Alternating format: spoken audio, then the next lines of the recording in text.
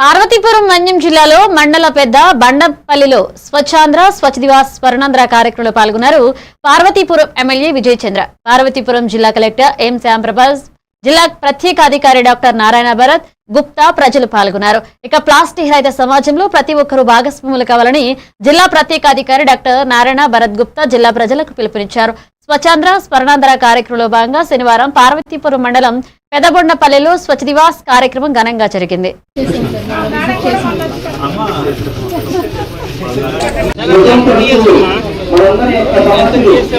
Plastic రహిత గ్రామం ఈరోజు మనం గ్రామంలో అందరూ స్వచ్ఛంద ప్రతిజ్ఞ ఇప్పుడు చెప్తా ఉంటారని ఈరోజు ఆరోగ్యం పైన కూడా ప్రభుత్వం శ్రద్ధ పెట్టింది. ఇంతకు ముందు ఇప్పుడు ఎవరికి పడితే జ్వరాలు వస్తున్నాయి. ఇంతకు ముందు మన తాతలు అమ్మమ్మలకు జ్వరం వచ్చినా ఏమయ్యేది కాదు. అప్పుడు హాస్పిటల్కి వెళ్ళేవారా, 2 రోజుల నుండి మామూలుగా అయిపోయేవారు. అంటే మనలో తెలియకుండానే, మీతో పాటు తెలియకుండానే ప్లాస్టిక్ అనేది మీ జీవితంలో ఒక భాగం అయిపోయింది ఉంటుందని కానీ పడిపోయింది. అందుకనే మన ఊర్లో కూడా మీరు గమనిస్తుంటారు, క్యాన్సర్ పేషెంట్లు ఉంటున్నారా? ఇంతకుముందు మన ఊర్లో క్యాన్సర్ అంటే తెలిసే ఎవరికైనా మన పని మనమే చేసుకోవాలి.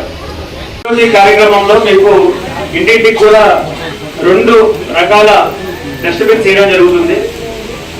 తడి చెత్త, పొడి చెత్త దానికి వేరువేరుగా చేసి ఇవ్వడం జరుగుతుంది.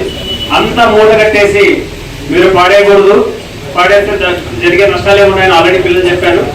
సెగ్రిగేషన్ చేయడం వల్ల మనకు, మన గ్రామానికి, మన రాష్ట్రానికి కూడా మంచి జరుగుతుంది.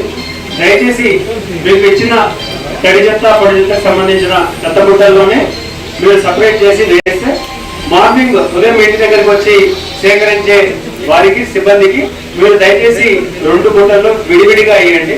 దానివల్లనే క్లీనింగ్, సెగ్రిగేషన్ అనేది చాలా యూస్ఫుల్ అవుతుంది.